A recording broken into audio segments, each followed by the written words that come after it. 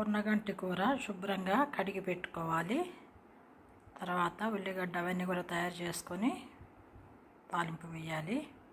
So దీని కొరకు కొంచెం ఉల్లిగడ్డ, ఒక చిన్న 2 టమాటాలు, 2 పచ్చిమిర్చి, కొద్దిగా కొత్తిమీర తయారు చేసి పెట్టాను.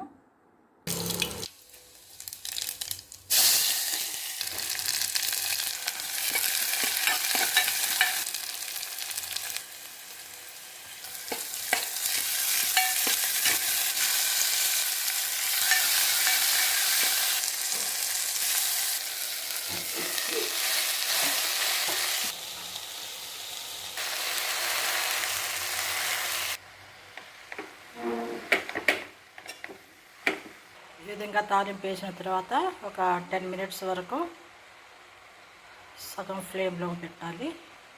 ఇది మధ్య మధ్యలో కలుపుతూ ఉండాలి, అడుగంటకుండా.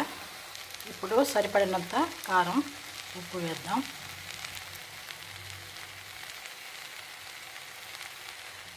ఉప్పు ఆకుకూరలకి కొద్దిగా తక్కువగానే పడుతుంది. ఇలా వేసిన తర్వాత కొద్దిగా వాటర్ పోసి సిమ్లో ఉడకనిద్దాం.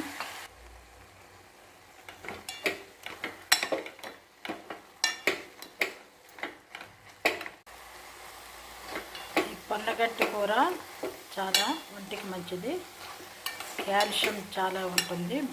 మిల్క్లో కంటే 3 రెట్లు అధికంగా ఉంటుంది. కాబట్టి ఇది మనకి ఆరోగ్యానికి చాలా మంచిది, తప్పక వాడాలి. లాస్ట్లో కొద్దిగా కొత్తిమీర, కొద్దిగా ఎల్లిపాయ వేద్దాం.